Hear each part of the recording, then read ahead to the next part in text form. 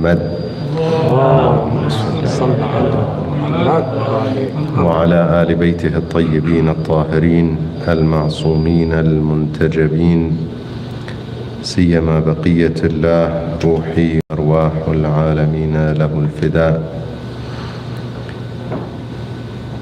عظم الله أجورنا وأجوركم بمصابنا بأبي عبد الله الحسين عليه السلام. مؤمنين مؤمنات, brothers and sisters, Assalamu alaikum wa rahmatullahi wa barakatuh. May Allah subhanahu wa ta'ala accept the efforts of all mu'mineen and mu'minat in this holy or sacred month of Muharram, as we commemorate and remember the calamities that came upon the family of Rasulullah sallallahu alayhi wa alihi wa sallam. As usual, we try and reflect on our journey to Allah subhanahu wa ta'ala on Thursday nights, unless we have an occasion. And given the month of Muharram, I want to reflect on our journey to Allah subhanahu wa ta'ala and self-purification and tazkiyah and akhlaq from the words of Imam Hussein alayhi salam, one of the best teachers of akhlaq. Obviously, after Rasulullah sallallahu alayhi wa sallam, the teachers of akhlaq are Ahlul Bayt, and Imam Hussein alayhi salam is one of those teachers. However, with the opportunity he had and the special circumstances he went through in his life and his martyrdom, he had a very special, unique position in the display of akhlaq at its peak. It is very important to understand that akhlaq is not simply being good when things are good. When everything's perfect around us, to be good is not a very difficult task. If my family are great and they are my spouse, children, parents, whoever around me, they are fulfilling their duty with respect to Allah subhanahu wa ta'ala and to myself, with absolutely no areas of improvement, and as a result I am good to them. There is nothing special about me being good to them. It does not really display the level of purification or level of akhlaq that I have achieved and attained in my life. And akhlaq are not the behaviors, rather the motive behind those behaviors. However, we study them or we acknowledge them through their behavior, through the behavior of people. So sometimes it may be, the two might be mixed. Some of the most important aspects of akhlaq were displayed in the character of Imam Hussein alayhi salam. In fact, in some of the most difficult circumstances, and therefore they become the best examples that no matter what the situation, no matter what the circumstances that we're going through, these are the principles. For example, when it comes to loyalty, al-wafa. Loyalty is one of the most beautiful attributes of a human being, insan. In fact, we look at certain animals, and when we see loyalty in them, it impresses us. We consider those animals to be so honorable and so worthy of respect because they're loyal. Whether it be a horse, a dog, or any other animal for that matter. And if they are loyal in difficult circumstances, we say, oh, this is real loyalty. Wafa is one of the beautiful attributes of insan. And as I mentioned, in some cases we find that it is something that even exists in the animals. We come to insan, it displays itself at its peak in the characters of Ahlul Bayt, especially the circumstances that Imam Hussein alayhi salam was going through and what he was showing in terms of his wafa, his loyalty.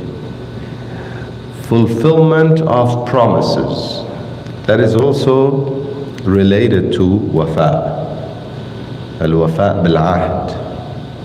So wafa in general and in specific when you make a promise. In fact, in Islam, when we get into contracts, we make certain promises. The contract that we get into and we agree with somebody else, whether it be a contract of buy and sell or a contract of some sort of relationship. Marriage in Islam is a contract.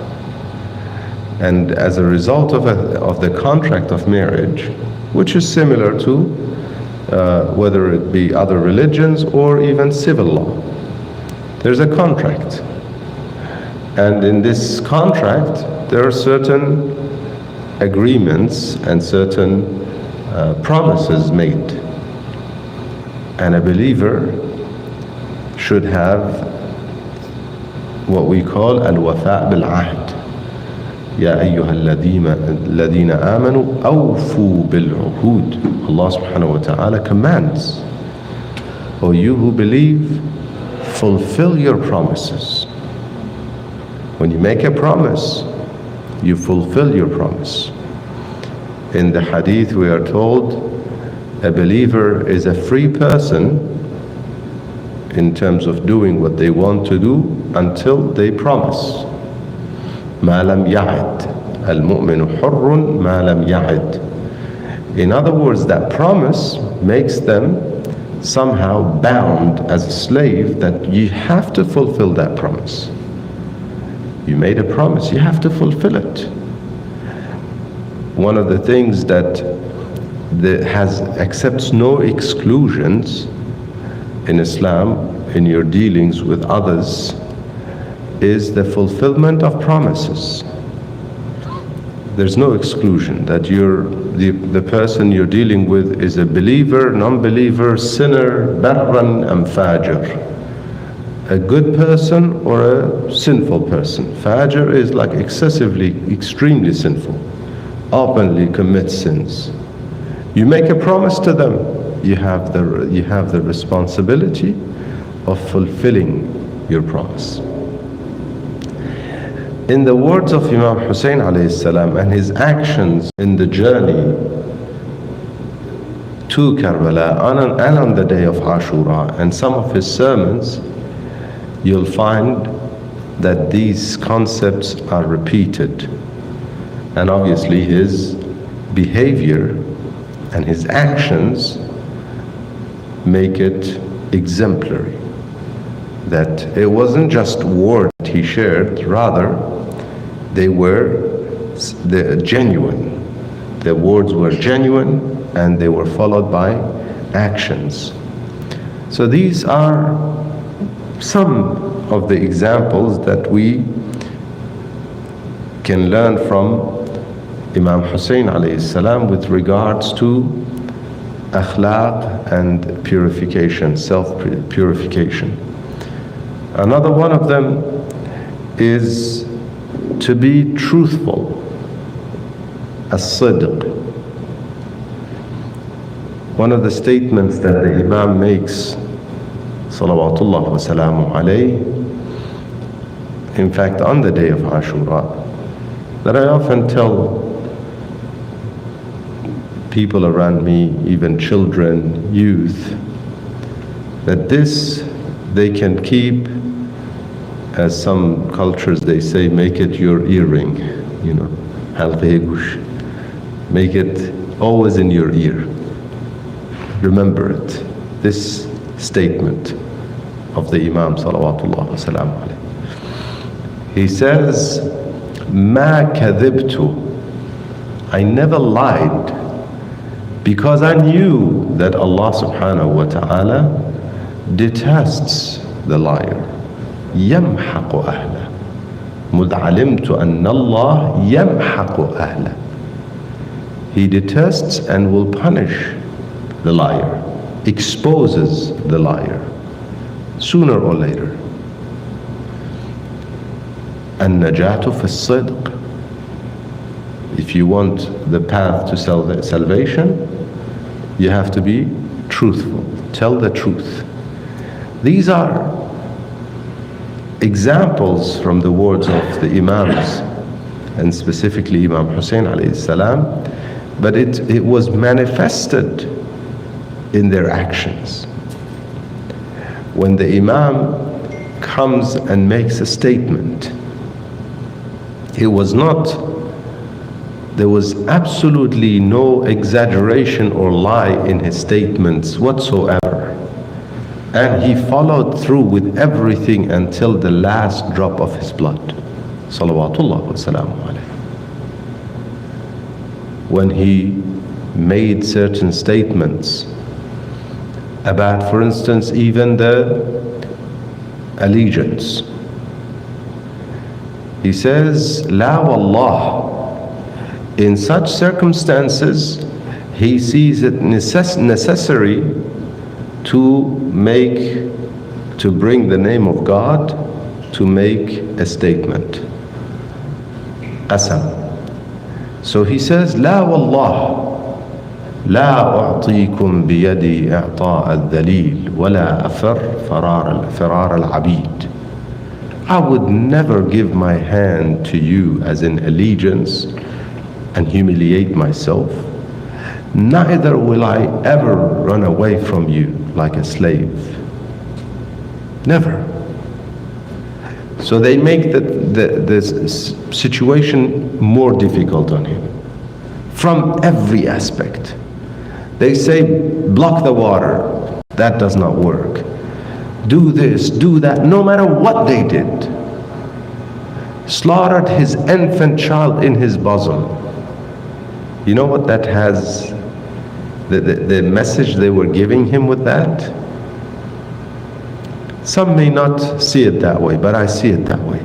And I would not, when I say it to you, I'm most positive everyone will agree that was part of the message from the enemy when they slaughtered the infant child in his bosom. In other words, we're not going to spare anybody. You see your children in the camp, you see your daughter that you love and care for and protect with everything that you have, every one of them we will harm. And all they wanted is for him to bow down and surrender. But that la wallah that he made, that statement, carried on until the last drop of his blood. Salawatullah wa salamu alayhi. As I mentioned, these are peak of, the best examples and the peak of the implementation of some of those beautiful characteristics and attributes of humanity. Whether it be wafa bil ahd ma Allah ta'ala. Part of that is his promise that he made to Allah subhanahu wa ta'ala. As a believer, we repeatedly make a promise to Allah subhanahu wa ta'ala, or we make certain statements of acknowledgement of the position that Allah subhanahu wa ta'ala has. We say, for example, and I know it's almost adhan time, we say Allahu Akbar. That's a statement. How truthful are we when we make that statement, and how loyal to that statement are we in our lives? The Imam, when he makes a statement, he has wafa to the last minute. These are examples for us. We ask Allah subhanahu wa ta'ala to grant us the opportunity to follow the example of the Prophet and his progeny, especially the example of Imam Hussein alayhi salam, as we learn more and more about him in this sacred month of Muharram. We ask him to make us amongst those who listen to what's said and follow what's best. والحمد لله رب العالمين وصلى الله وسلم على سيدنا ونبينا محمد وآله الطيبين الطاهرين. اللهم